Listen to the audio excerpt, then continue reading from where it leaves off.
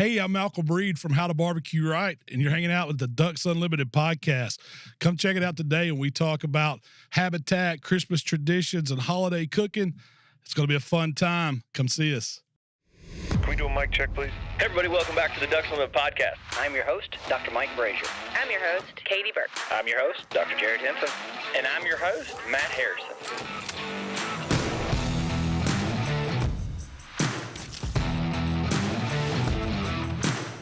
Welcome to the Ducks Unlimited podcast, the only podcast about all things waterfowl. From hunting insights to science-based discussions about ducks, geese, and issues affecting waterfowl and wetlands conservation in North America. The DUPodcast, sponsored by Purina Pro Plan, the official performance dog food of Ducks Unlimited. Purina Pro Plan, always advancing.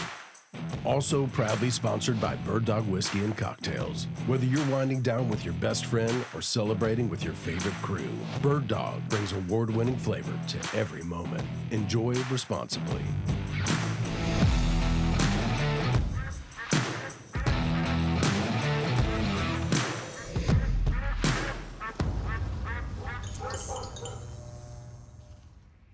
Hey everyone, Merry Christmas. Welcome to our special Christmas episode. I hope you're having a wonderful holiday season out there.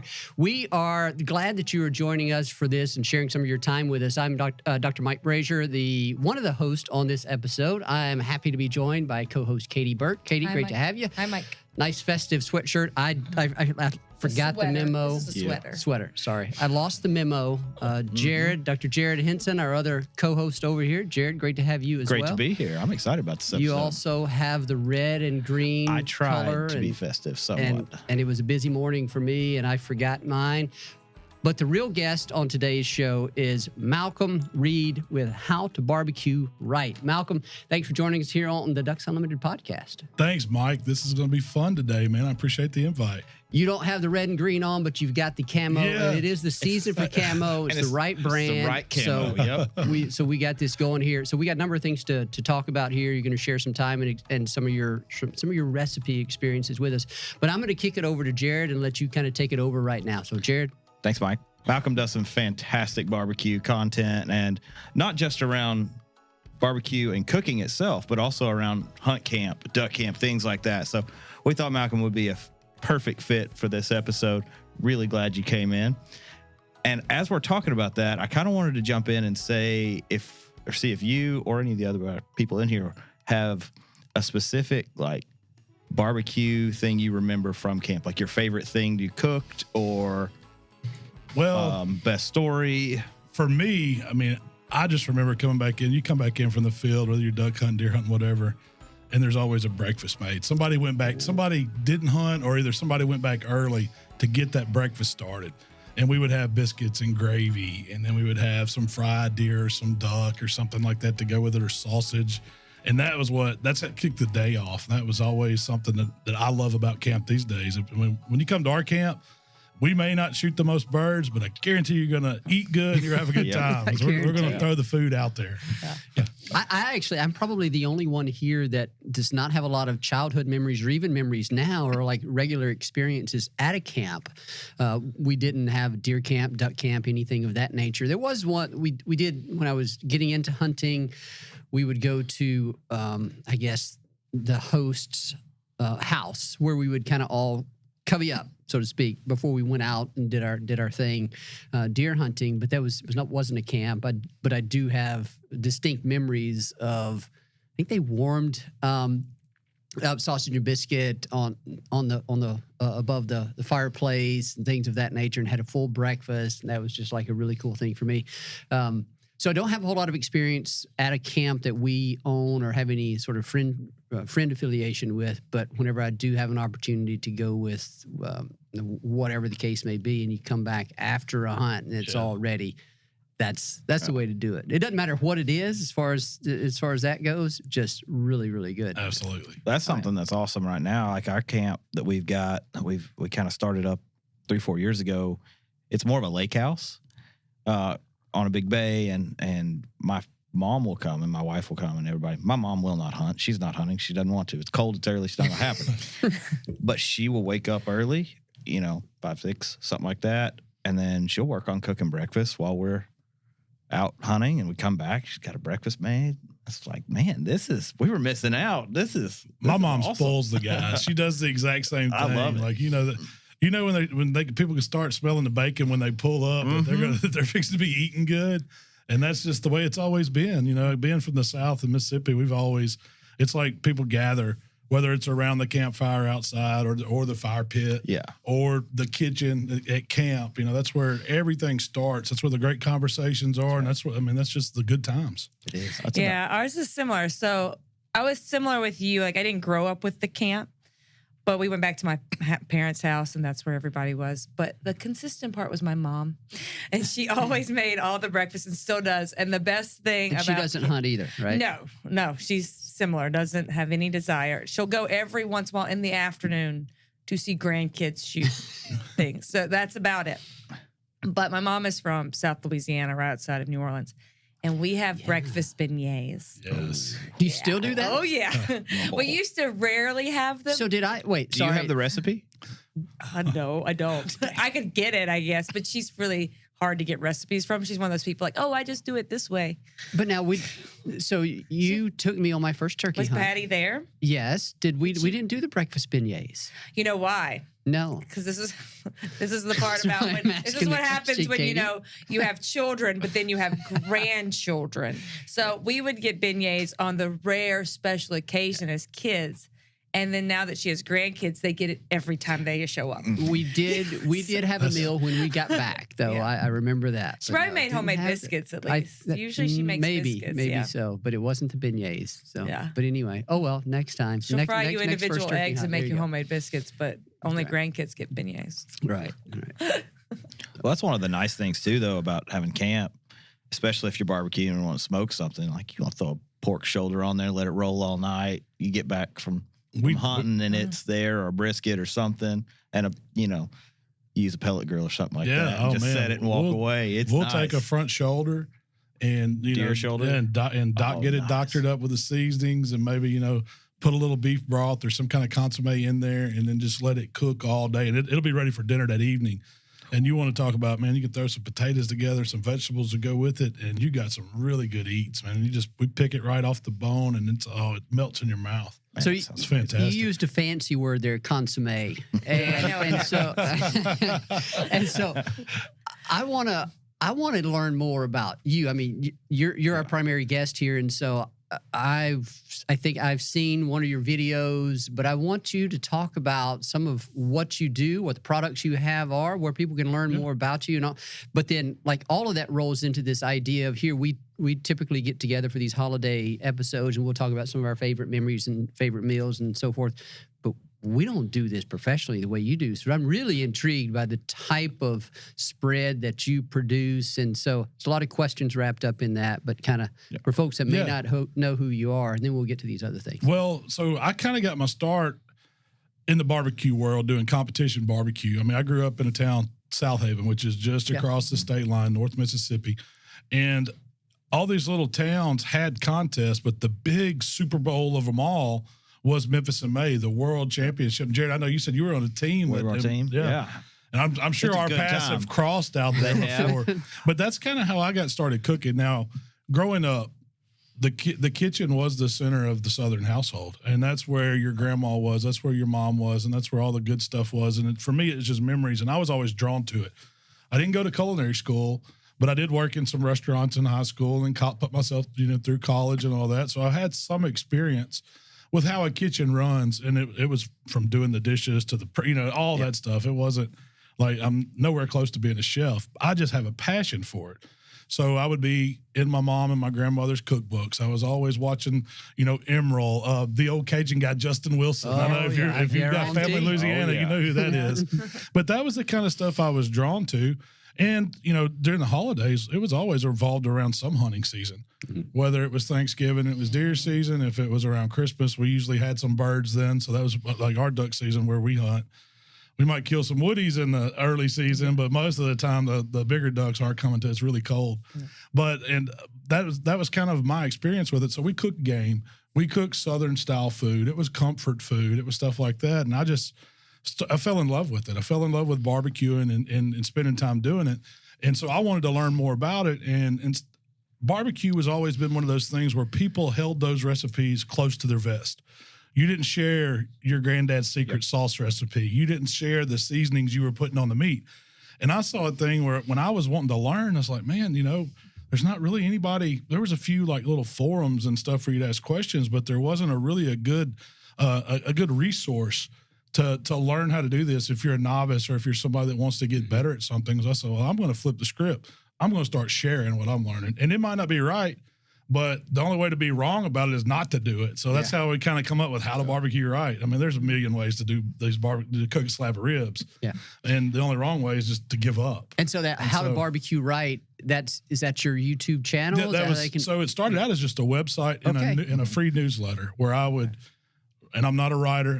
We talked about this earlier. And so you were just doing this on the side, or I was doing commercial architecture. I worked for some firms here in Memphis, doing that. That was kind of my real job, my day job, and I was doing all this on the side. And so my wife, she heard me, and in all my spare time, I was on the phones with my buddy. What do you think about this pork butt? It hit 160 at the 4-hour mark instead of the 5-hour mark, and it was just always stuff like that, just guy banter around barbecue.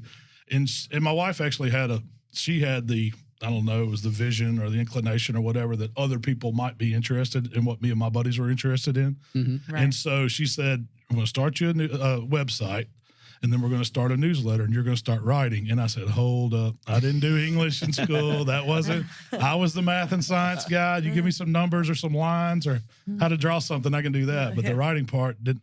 She said, no, don't worry about that. You're just going to do it in your voice, like we're sitting here talking, just like this podcast. Yeah. And I said, well, I can do that, and I started. And I just started writing about what was going on. If I was cooking ribs, this is how I cook them. And, 4 or 5 people would subscribe to it. And that, and it was a slow crawl. This wasn't like today when somebody can start a TikTok channel or a YouTube channel and go to 1 million fast. It was a low, slow, and steady crawl. And the whole thing that worked for us was the consistency. So we didn't know anything about video. We didn't have cameras.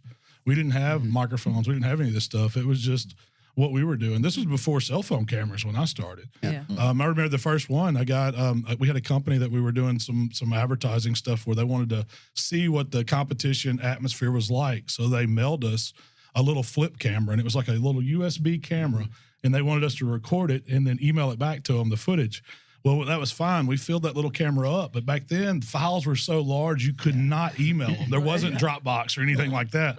So we was like, how are we going to get this footage to them? And my wife was doing some work with another company, and it was like, there's this thing called YouTube that come out, and it's you can put videos on it, and then you can just send a link. And I said, well, let's try that, And then it just, from there, we had a YouTube channel. We just kept doing that same little camera, and then we learned how to do, buy another more expensive camera and learned how to edit and all that. And it's been a fun journey. I promise. It's been a lot of fun. I have a question here. I want to go back and we need to define something first. You said barbecuing.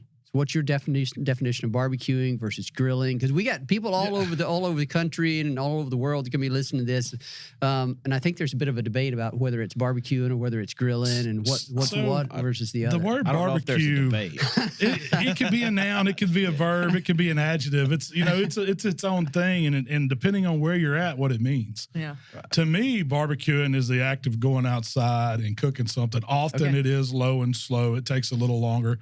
If I'm cooking just something on a grill over hot coals, I'm grilling. But if it's taking some time to do it, it's barbecue. Okay, so let the comments roll in on this, folks. If y'all disagree, here's your chance. But in Mississippi or in the Memphis area, when you say barbecue, that just means pulled pork and ribs. Yeah, it means smoke hitting meat low and slow. Yeah, that's it. So there's a lot of interpretations, and that's been an ongoing argument for a long time. What is barbecue?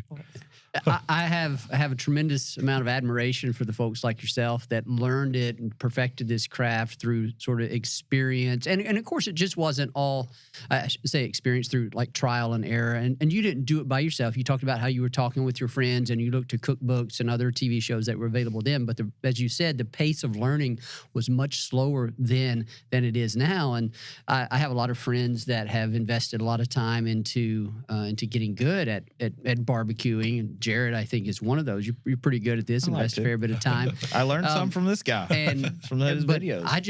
I think about the amount of time required to to do one pork butt, and that's one. From the way I think about it, one data point. I mean, there's multiple data points there, but it's like you're learning. It's one moment in time of learning, and then you have to apply what you learned there to the next time.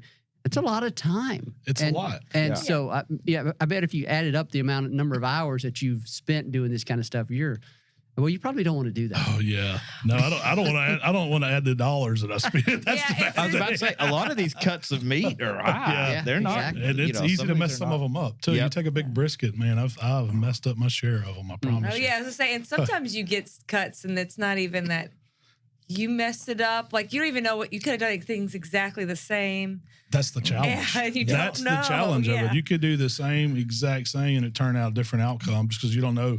Yeah. There's so many variables when it comes to this style of cooking, from the weather outside, the humidity, the air, the wind. If the wind plays a big part in it. The quality of the meat you get from animal to animal or from cut to cut.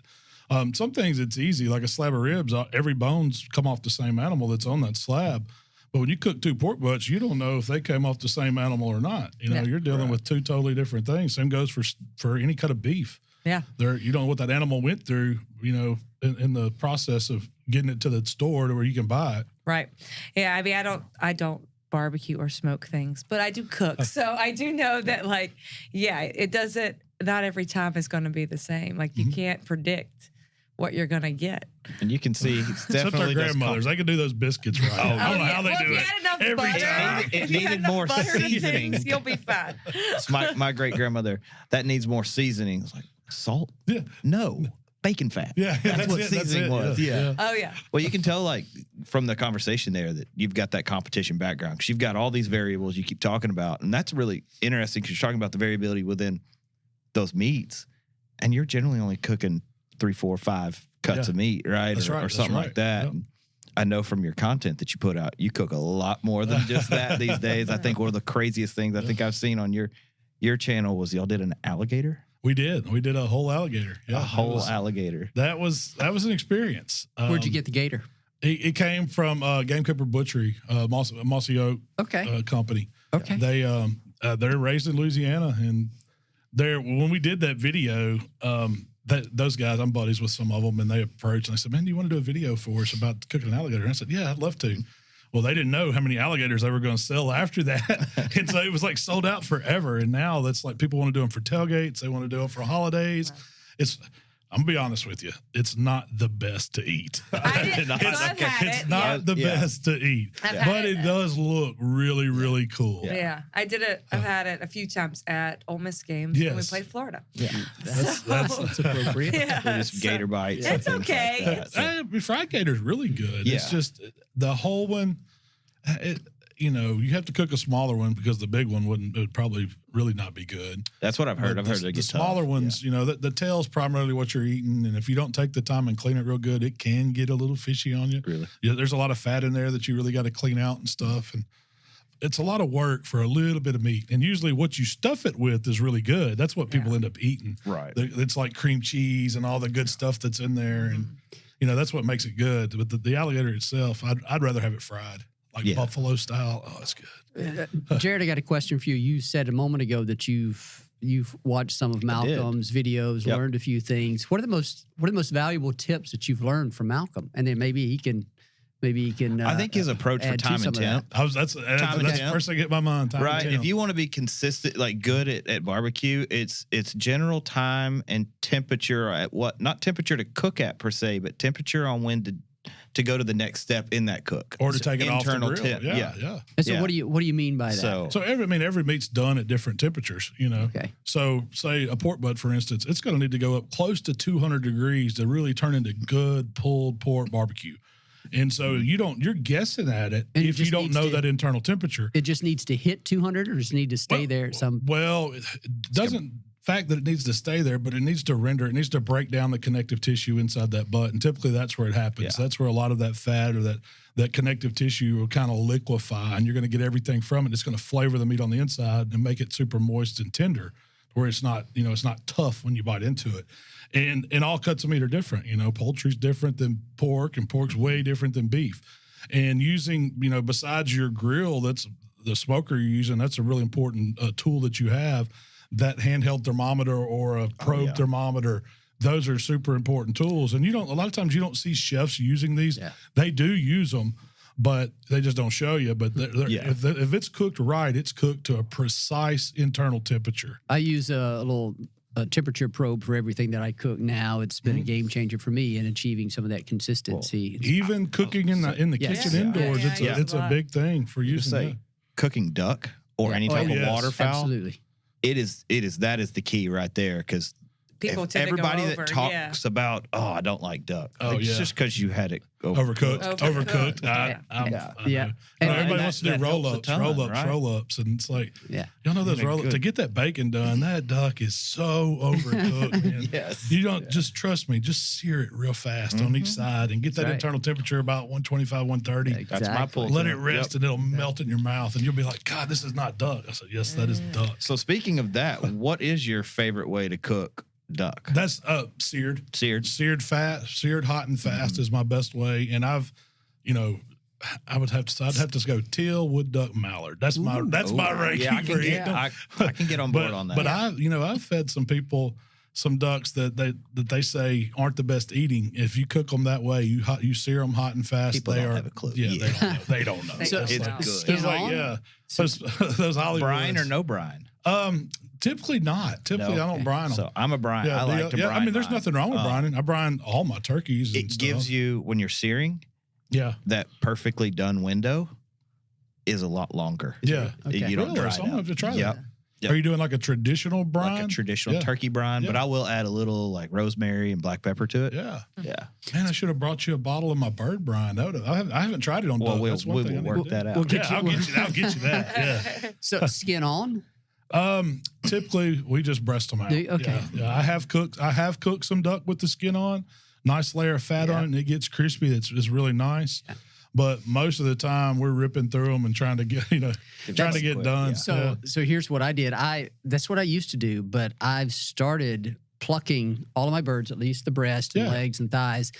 And this weekend I was doing that because we went hunting last weekend, brought back a few ducks, and I think I had 12 ducks with me. I hunted for like 3 days or something, and so it was taking a while to pluck through all those birds. You need to get I gotta get. I need to get a plucker, and I'm talking $5 duck. Well, I'm the do-it-yourself. Hey, that's a deal. He's in Webb, Mississippi. He's great. Yeah, but by the time I factor the fuel and time and all that, so what I did is I bought a plucker, an electric plucker, and so that's what I'm gonna to accelerate that process. And since I started doing that, if there's fat on that bird, I absolutely pluck every one of them, unless they're in some ridiculous stage of right in the middle of molt and it's just a mess, But if it's got good fat on it, actually, I rendered some fat from some duck skin here this weekend too. I've done that. That's liquid gold. I do that, and I save it. And on those birds that we do end up just breasting out. Yes. That's right. You just take a spoonful of that, throw it in a skillet, and it is money. Oh, man, that's a good idea. Yeah. I'm a firm believer in the duck fat. I mean, the duck fat spray, it's good stuff. Mm-hmm. We are going to take a break. I think our producer, let me look at him. We've got some cocktails, right? You want to tell us what the cocktails are right now? How's this going to work? Sure. Welcome to the show, Chris Isaac, our wonderful producer. He doesn't make a video appearance. We got him an audio appearance. Happy to be here. The man behind the curtain. Today we're just doing one for this cocktail break. It's a mulled wine. One variety. That doesn't mean we can't have refills. That's right. Yeah. Okay. Unlimited refills till the crock pot runs out. Okay. So it's a mulled wine featuring bird dogs, blackberry whiskey. So mixed with I got a bourbon barrel aged red wine. Nice. And then added the blackberry whiskey. Added some cinnamon sticks, some cloves, a little bit of Angostura bitters, and some orange slices. So that's been simmering for the past 2 hours, and so those flavors should hopefully be all combined and ready to go. So when we come back after the break, y'all will enough of Enough of the chit chat. We're going to a break, folks. Grab yourselves something similar to this and rejoin us on the backside of this. Thanks, y'all. Today we're making a blackberry mulled wine. This is a batch cocktail, served warm, great for the holidays. Let's mix it up. To make this cocktail, you need red wine, Bird Dog Blackberry Whiskey, Angostura bitters, cinnamon sticks, whole cloves, whole black peppercorns, and orange slices. So the first ingredient is red wine. I prefer a bourbon barrel red wine, but that's up to you. Just pour it in, swirl it around. The second ingredient we're gonna add is Bird Dog's Blackberry Whiskey. I pre-measured this, it's about 8 ounces. The next thing we'll add is 1 ounce of Angostura bitters. Those are all those nice warming spices. Then we'll do 4 cinnamon sticks, 3 whole cloves. Cloves can be really, really intense, so you try to go easy on them. Next, 5 peppercorns. And the final thing is 4 orange wedges. The final step is to put your crock pot on low, stir it up, let it sit for an hour. Then it'll be ready to serve. 1 hour later. I like to take an orange peel, give it a little squeeze, and express those orange oils. Then pour. Cheers! For more recipes, visit birddogwhiskey.com. Enjoy responsibly, and Merry Christmas. Hey, everybody. Welcome back from that break. We got us a nice little libation now, a little mulled wine with some Bird Dog Blackberry Whiskey. I'm feeling very festive and holiday. Cheers, everyone. Cheers, yeah. Got a little. We're gonna do the clink. That's what I feel. We're yeah. gonna do the clink. All right. This is Virtual a clink. fantastic holiday libation. I mean, it really is. It warms you up. Oh, it's delicious. I could get in trouble on these. Oh my goodness. It's They fantastic. kind of feel in your nose a little bit. The citrus, it's the clove, the cinnamon, it just comes through. Yeah. Now, But the it's not too people much. people watching this will not be able to try this right now unless they have paused it. And you did we had a little video right before this where our mixologist, producer extraordinaire, Chris Isaac, led you through the little recipe for this. So hope you're enjoying it. Highly recommend. That's right. And Now, while what are we we're in doing? that festive spirit, What are we doing now? let's talk about some of those festive recipes, all right? Those holiday recipes. What's your go-to, Malcolm? I would say the number one around Christmas time is the ham, the double smoked ham. And they're really easy to do. For anybody, if you're just getting into cooking outside, smoking low and slow or anything, the ham is something easy because we're starting with a fully cooked ham already. It's been smoked. And when you buy it at the grocery store, typically they're all have already been smoked. So you don't have to do a lot to it. Often they'll come with like a little glaze pack or something. I recommend throwing that in the trash. We'll make our own glaze for it. There you go. But you're going to put that ham on a pit, and you could do it at 225. You can do it 250. You can do it. I wouldn't go over 300. That's going to be kind of the top limit on it because you're trying to warm it up in a smoked environment. So we're going to add a little bit of wood flavor. When I'm doing hams, I like to use a little cherry or a little fruit wood like apple or something like that because often they've used hickory, they've used oak, they've used some harder hardwoods to And really, so the mixing of those woods is fine. it's perfectly fine in moderation because we're not putting a heavy smoke on it. So think of like a pellet grill. You can set that thing at 225 in there, and then you can use some apple pellets or some maple pellets, something with a little more sweeter kind of aroma to it, like the fruit woods give. And it works out fantastic. It usually takes about 3 hours to warm one of these up. So for the first 2 hours, we're just putting the ham on the cooking grate and letting it rip. Just letting it, keep it closed, let it do its thing. And then about that third hour, I like to take some turbinado sugar and some brown sugar, a little bit of orange juice, and maybe a little clove or a little cinnamon, or a little allspice, something that you've got in these flavors would go excellent with it. In fact, you could probably reduce this down with the Bird Dog, and it would turn it into just reduce it by half, and it kind of give it a syrup-like consistency. And you just brush it over that ham that last hour. And you want to check the internal temperature. You want it to be back to 140 degrees. That's serving temp. So we're not trying to cook this a long time. So you're just really warming it up in that environment, and it will change your Christmas ham. People will be begging you for the recipe, and it's super simple to do. There's nothing to it. And do you have a big family that comes over, and or do you go somewhere with a big family to cook for them? Usually, now, as you get older, you start losing family, but you add friends. Sure. And so we do like Friendsgiving, and we do friends holiday parties and stuff like that. So yeah, they're pretty large gatherings. And so is there a recipe when everybody shows up or before they're coming over there, are they asking you, did you cook this? Is there one of those items that everybody's looking for? It's probably going to be the smoked prime rib. Oh, okay. That's the one that people will drive across the country now, for. does that, and why is that? Is it? I think it's just because it's good and it's different. You know, most people think of prime rib, it's usually oven roasted, something like that. So you get some flavors on the outside of it, but there's just another level that goes with all the traditional flavors once you put it on a barbecue grill.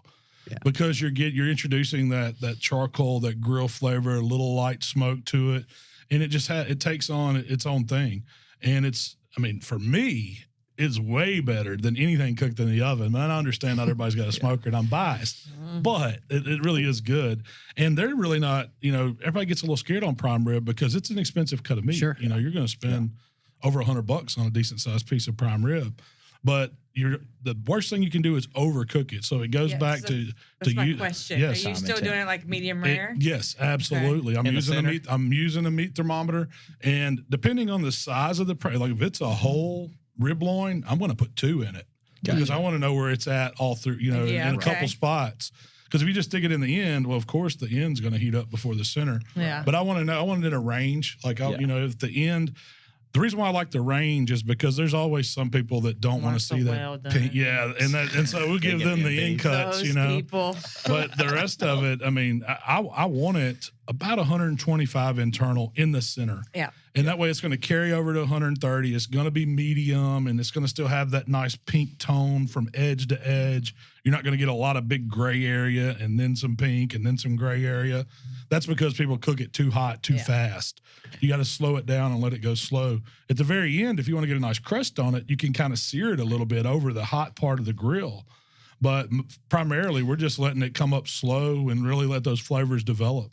I want to know what happened to the idea of having Malcom come be part of this episode and actually cook for us. I'm going to put that on our we're going to have to work on that. I need to bring a grill next time. I thought we were going to do that. Come up with that. Well, that was actually one of my follow-up questions there is listening to you talk about that. What's your preferred cooker for that primary? Because I know you've got a lot of different grills and smokers that you like to run. And For the prime rib, I really like doing them either on a pellet grill or a ceramic grill, like a Big Green Egg or a Primo, something like that.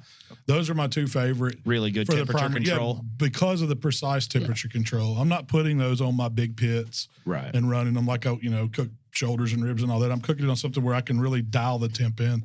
I look at it as this is like just an extension to my oven. Like, what would I cook it on in my oven? Can I get it on those temps outside and incorporate the smoke and the grill flavor? So I imagine you probably have some sponsors where you get, or do you, like for your grills and things of that nature? I have a few companies that I work with. And yes. So before you got to that point, how many different types of grills had you gone through? Well, I still cook on a lot of different types, even though and that was one thing I tell my sponsors. I'm not going to be just one specific.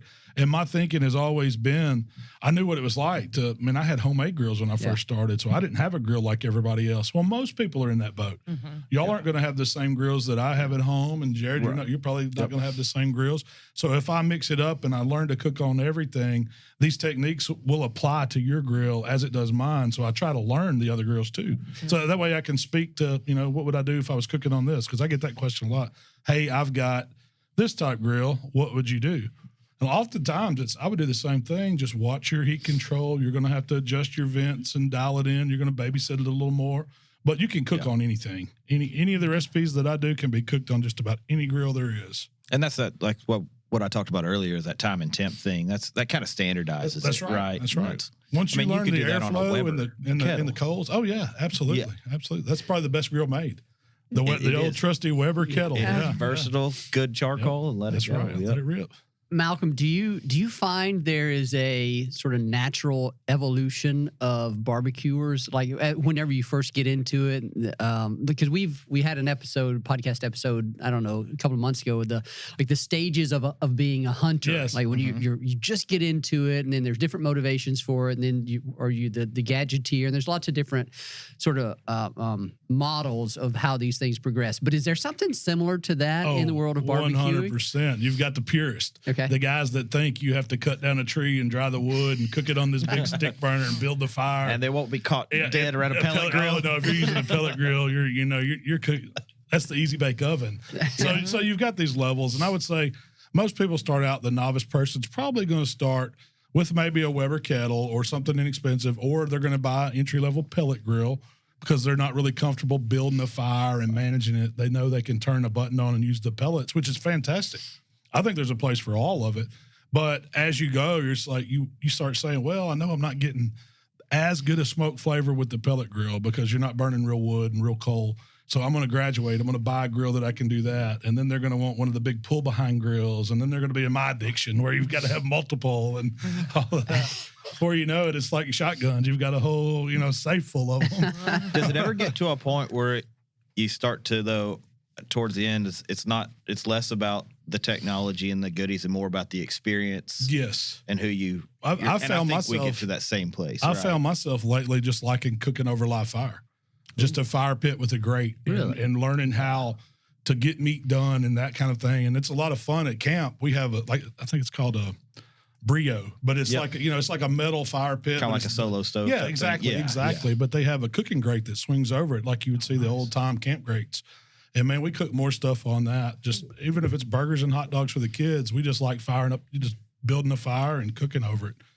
We could continue this conversation for about another hour. I've just got tons of questions. I do want to ask you one more question about cooking related stuff. Then we're going to move on to another topic. Do you want or do you have a say in the sides that go along with the meats?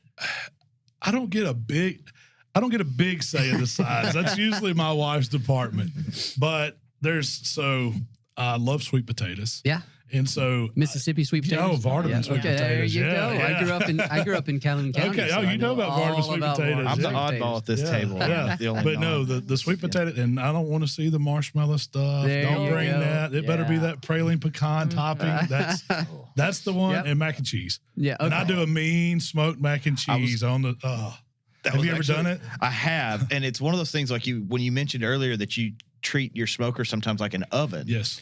Anything you finish or that you would cook in an oven, if you finish it in a smoker, sometimes it's just fantastic. Oh, yeah. It just takes on that mac and cheese with it's just another slight layer of flavor that puts in a dish that your oven can't do. Yeah.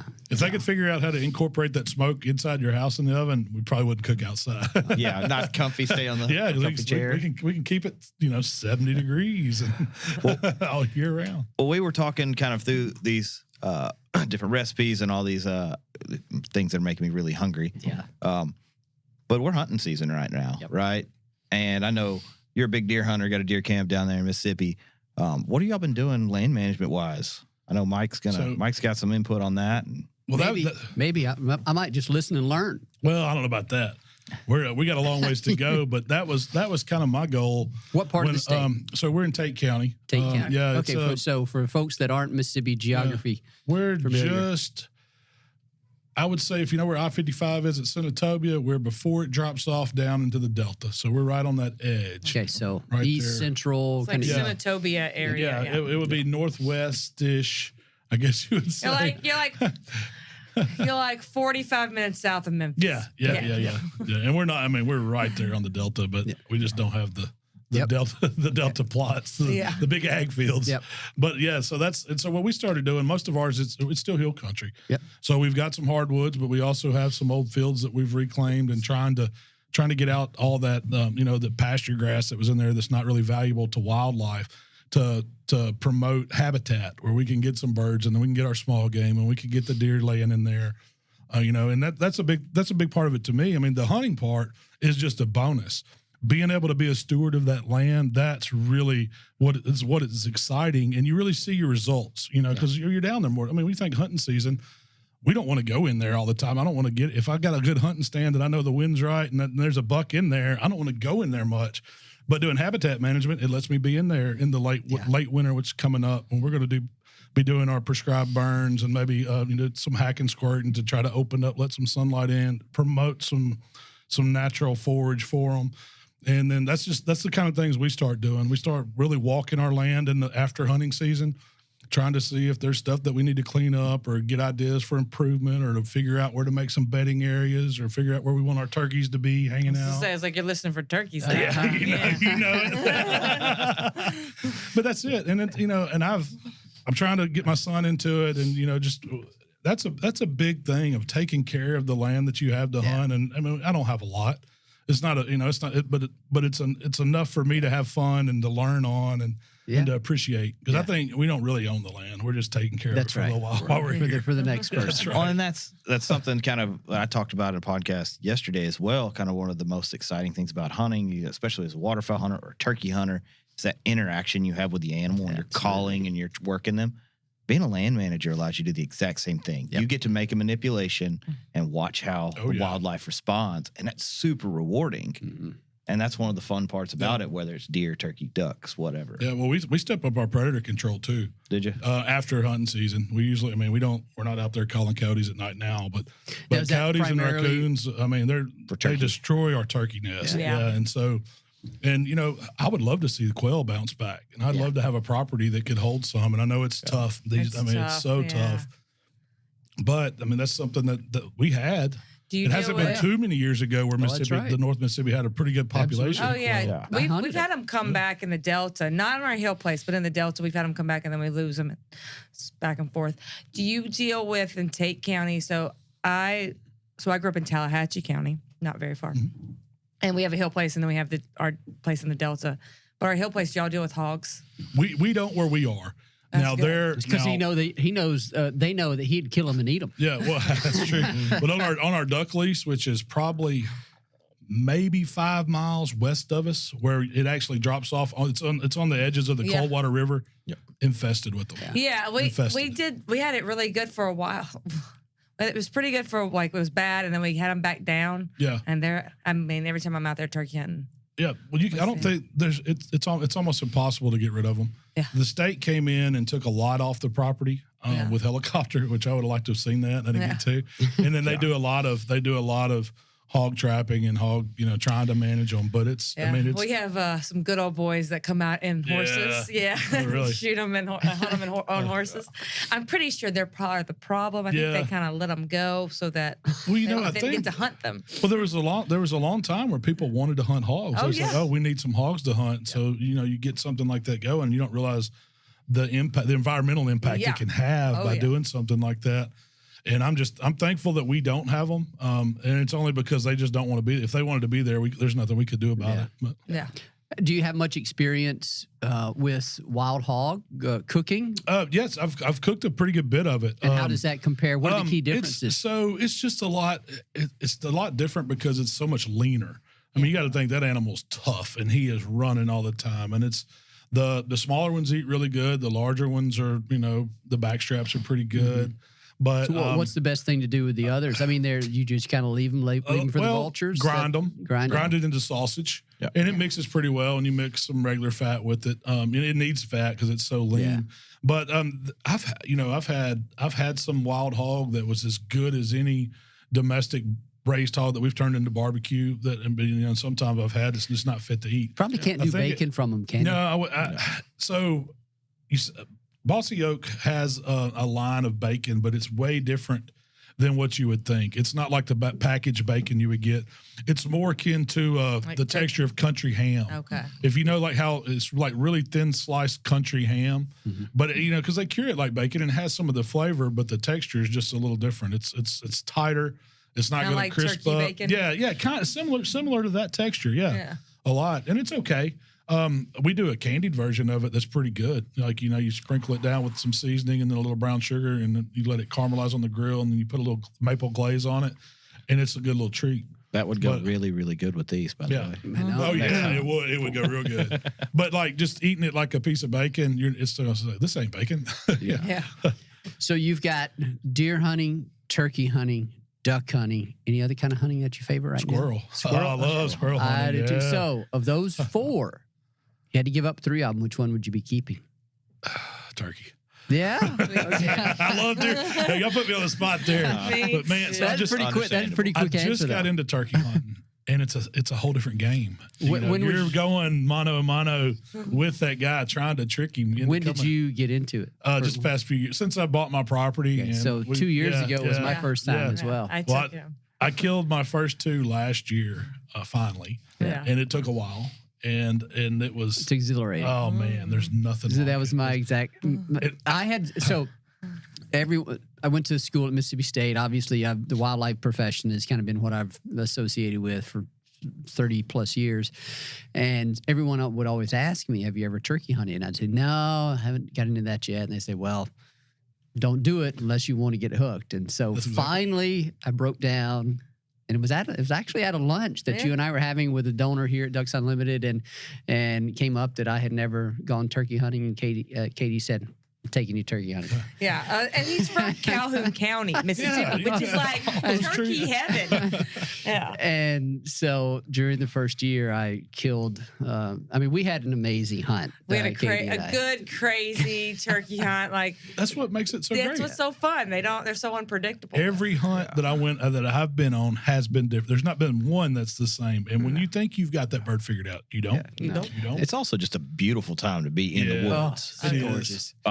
I like early turkey season when it starts getting closer to May and those no shoulders start coming out, and I get to thinking at night, but and the ticks, the early, I love turkey hunting. I love it. But they get real hot at the end of the season. Yeah, I know real fun. they do. Yeah, that's when they really Well, I think we have. Mr. Producer, what do we want to do here? Do we want to take another breaks and refill our cups? Or that's sort of I'm calling an audible right there. Do we want to do that? That's fine. We'll cut this out.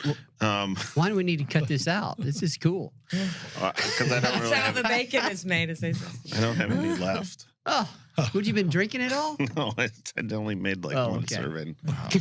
I'm sorry. No, it's all right. Well, we're not all perfect. So let's go into some quick questions. Some rapid fire questions. And then maybe we can.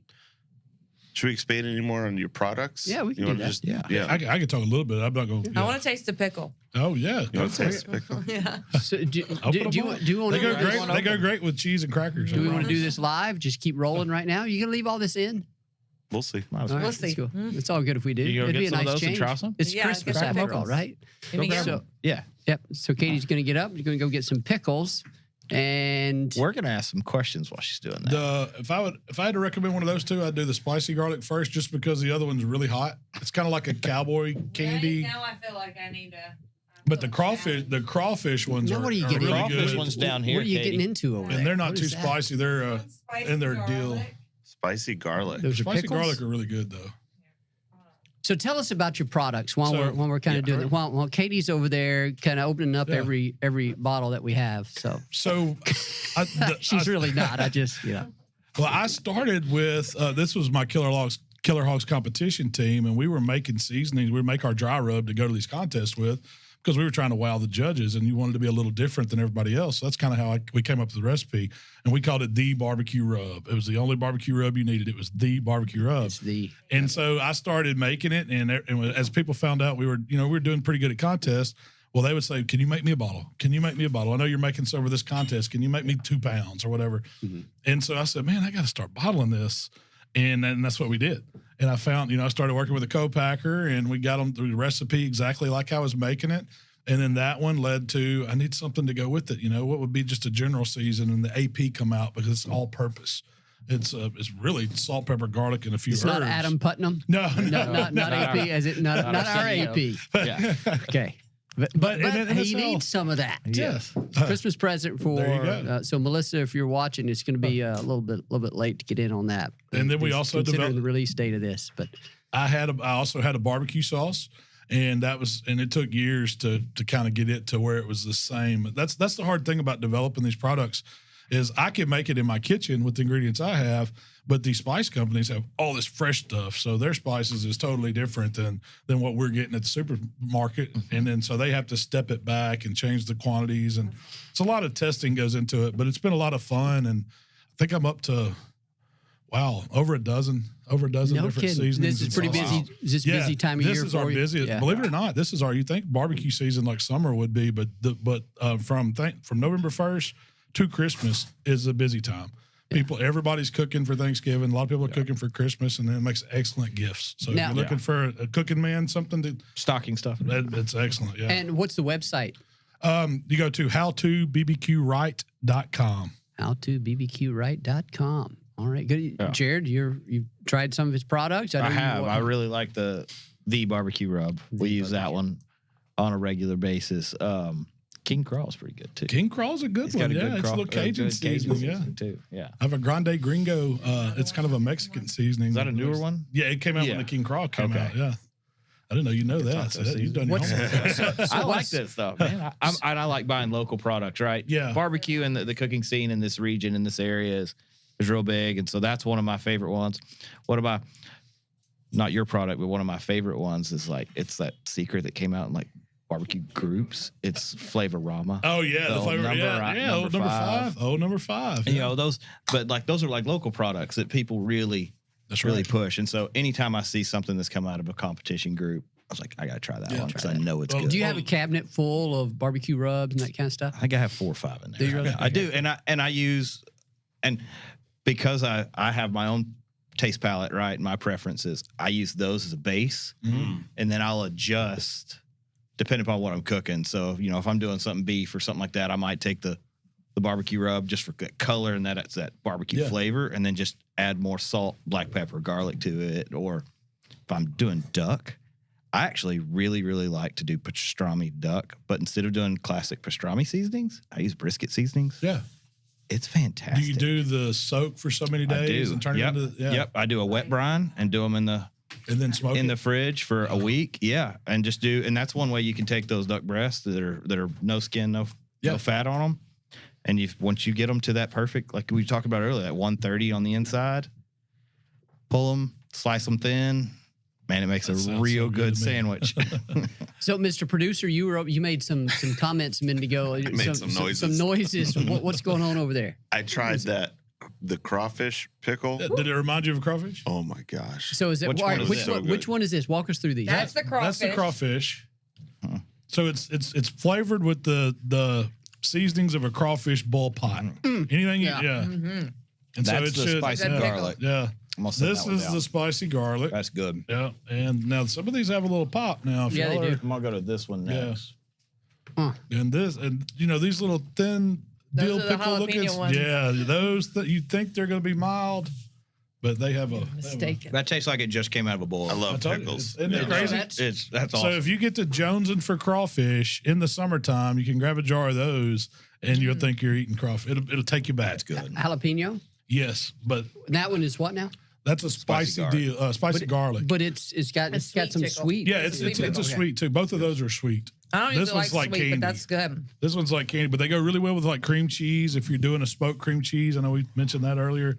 They go really well with that. But a sausage and cheese charcuterie boards, if you're doing those for the holidays, pickle products do really well with Those them. would go good with that pastrami I was just talking about. That right there is awesome. Yeah, that's my new favorite one. Yeah, That's really good. That's really cool. That's the crawfish. These I like with something. By themselves, they can be a little hot. You know. Usually, good, though. You like Yeah, it is. All right. usually when I'm eating something that's like a side or a Yeah, I like that sauce one a You lot. can eat or that. something, I'm can always eat like, send that. can I make this into a cocktail? Yeah. And I bet you could take this bloody. juice and do like a dirty martini. Yes. A spicy, dirty pickle martini. Oh, That'd be man. fantastic. That's A Bloody one's Mary really- too. I don't Yeah. like sweet, but that I could do a the kick crawfish with that- martini. That would be. You could do it with that. You know, oyster shooter. Yeah, oyster shooter. Yeah. All right, are we off the rails yet? So off the rails. we're probably just an appropriate distance down the track. All right, so what do we got now? We're going to go to rapid fire questions. Are you going to do take it? We have a few. We got to do that. Oh, it's me. So, I'll do yeah, it. Okay. So these are to you. So these are to be okay. Yeah, they're to you. Yep. Okay. I'm gonna hold it. All right. First question: smoked turkey or grilled prime rib? Grilled prime rib. It's nothing better than prime rib. Yeah, I was gonna say beef and turkey. That don't. Hey, do we want to ask him the question about is turkey? Oh no, that was a Thanksgiving. It was a Thanksgiving question about underrated or most. Still applies, I think. Yeah. What was the Well, what's question? the question? It was like Turkey for Thanksgiving, underrated or overrated? Underrated for Thanksgiving. You think so? Gotta have it. It's not. Okay. Yeah. We had different opinions. Some people I like turkey. I thought it was well done, like done right. Done well. I mean, done Perfectly well. cooked turkey. Yeah. I mean, it's fantastic. Oh no, like the Griswold turkey that comes with smoked turkey. Oh, yeah. Haven't watched that this year. I haven't It's either. on my list. Yeah, that's right. All right. All right. Favorite wood for holiday barbecue: hickory, cherry, or applewood? I'm gonna say cherry. Why? I don't know. I like the tones cherry gives it. It gives it a little sweetness, and I think it goes with the holidays. And often I'm doing hams, which are already hickory smoked, so I don't need that harsher smoke. Okay. You're experienced enough that if somebody gives you a piece of smoked meat, you can tell what kind of wood it's been cooked with? Pretty close, I would say. Yeah. Like, Now, if so it's there are done on different pellet grill, it's categories? tough, but yeah, Okay. you can just tell. If it's you know, sweet versus more sweet more versus robust. a little bitteriness that some of the hardwoods can get. You can pick up on hickory. So sweet versus this other. So we got hickory is mesquite in this category. Mesquite's at the extreme end of it of the harshness. And so you got cherry. So you've got apple, maple, the pecan. lighter Where's woods. pecan? Pecan's kind of in the middle, right before oak and hickory. Okay. Yeah, I love pecan's excellent too. It's a really good mild wood. Is there any other sort of type of wood flying under the radar that a lot of people don't think about that you really like? Maple's probably one that'll unless you've got access to some maple trees, you don't see a lot of it. But it's a really, really great smoking wood. But the fruit woods, I've used wood from plum trees, pear trees. Does it matter if peach is really good? It's kind of unique. You could definitely pick it out. What about randomly like persimmon? I've never, because it's around. It is, and I've never used it, and I should. There you go. This is your new thing. There you go. New challenge. I'm going to see if I can delimb some. I know. I wouldn't cut one down. I wouldn't cut one down for anything. I don't know, but because if you eat a wild persimmon, I don't think so. Because have you ever tasted an acorn? They are bitter as they could be, but the wood's great for smoking. Yeah. So if you get a wild persimmon that's right. Oh yeah, they're fantastic. Yeah, when you let them get ripe, they're good. Yeah, for real. But they will turn you inside out. When they're bitter, it's a real risky endeavor. Those persimmons. I used to do it to students all the time. Yeah. Oh, that's mean. I know. I'd grab one off the ground. I could tell by texture when they're perfect, and you can't eat the skin. Yeah. The skin will always be super bitter, and I would try on and be like, "These are great," and they'd pick one off the tree, and then they'd be in trouble for one. There went your teacher evaluation for the year from at least one student. The rest of them thought it was entertaining. Yeah. All right, here we go. Best Christmas barbecue sides: smoked mac and cheese or barbecue Brussels sprouts. Smoked mac and cheese. Yeah. I'm saying. That seems like an easy one. for a fact. This one also seems really easy. Gingerbread cookies or barbecue glazed ham? Glazed ham. Yeah. Gingerbread cookies are overraid. I'm sorry. I think so too. They're not the best Christmas cookie. There are better ones. Katie's email is K. No. All right. Go to drink pairing with Christmas barbecue: mulled wine, craft beer, or mead. This mulled wine screams holidays to me. All right, and I don't know. I don't think I've ever had meads. I know. We might be able to fix that at some point. I would change what I would put there. Did you put mead? I didn't. What? So help me. I'm dense mead right is now. like a honey wine. Honey wine. Oh, okay. Honey wine. Yeah. Or would you just go bourbon? I would go bourbon. Yeah. Bourbon always goes with there you go. Yeah. Man, this is a good episode. It's got you hungry. All right, here we go. Go find food after this. Barbecue must-haves on Christmas Day: rubs, sauces, or killer thermometer. Thermometer. Ooh, yeah. Yep. Great Christmas gift too, Excellent right? Christmas if you're looking gift. for that, Yep. and it doesn't matter. It doesn't matter just what we were talking about. It doesn't matter if you don't think about it as just necessary. If you're out on the grill or if you've got someone who's doing a lot of smoking, it's essential for even in the kitchen for ordinary type cooking, right? Absolutely. Yeah. Absolutely. All right. Especially for wild game. Well, this is It makes your food better, but it also has that food safety issue in there where you know you're not going to get someone sick because you've cooked that meat to the proper temperature. Right. Except you use proper judgment there on wild game, right? You don't want to apply the USDA. Right. Let me just stop talking there. All right. I think this is the same thing, but barbecue accessories you'd want in your stocking. Let's go. Flame Saver grill lighter. I've got one that I've been using, and it shoots a flame. It's like a little flamethrower, handheld, and man, I love that thing. That's the tool for the barbecue guy. What's your favorite way to start your charcoal grills and things like that? Do you use chimney? Do you use? Usually, I'll use a chimney and a couple of little tumbleweeds. Tumbleweeds, okay. And I'll stick them under there, and I'll just spark it with that flame saber. Keep the lighter fluid out of there. Keep the lighter dough chemicals. When was the last time you used lighter fluid?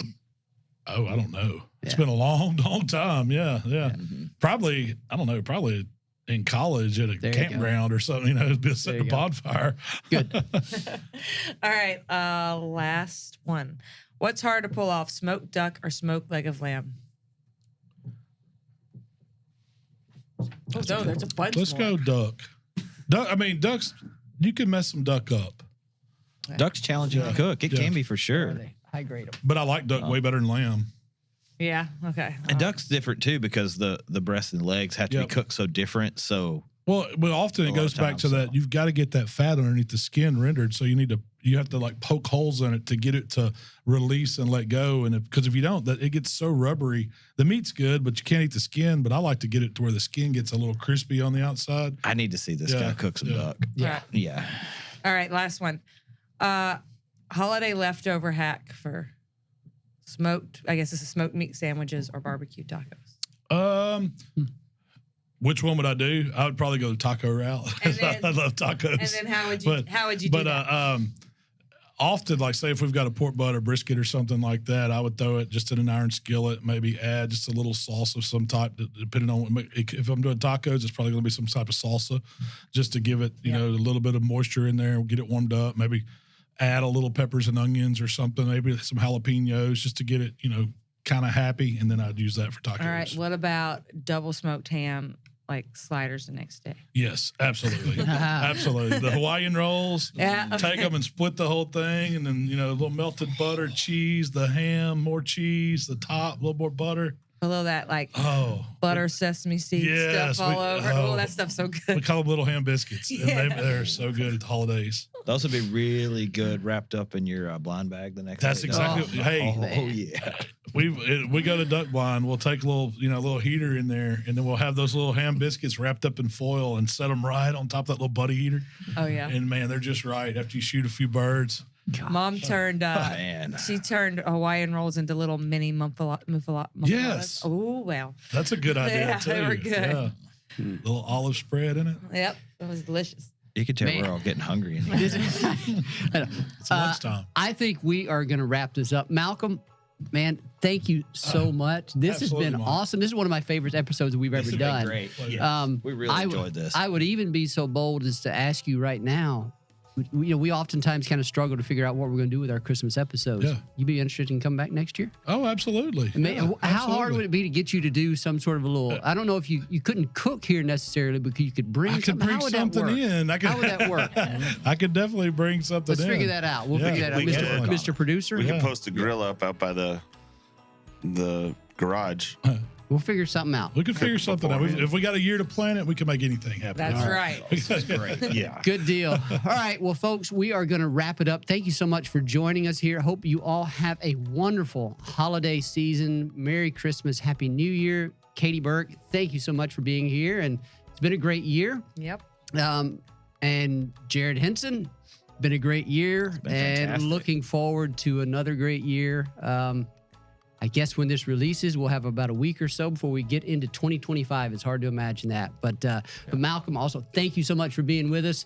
How to barbecue right. There's a website, there's YouTube. Tell us a little bit about that. That's it. You can find us on all the social platforms, howtobbbqright.com. And if you're interested in learning more about cooking outdoors, barbecue, smoking, and grilling, come check it out. All right. Well, Thank you. Thank you so much to our producer, Chris Isaac. Thank you for all that you do over there. Hope you have a wonderful holiday season as well. Landon McCullough, who does all the video editing for these episodes now. Thanks to him. And then it's a great time of year. Get out, go hunting, go check out the Ducks Unlimited Banquets, ducks.org/events. Go hang out with good folks that have similar mindsets, and we all contribute to conservation. And so most importantly, thank you for that. Thanks for your contributions to wetlands and waterfowl conservation. Merry Christmas, y'all. Merry Christmas and happy holidays, y'all.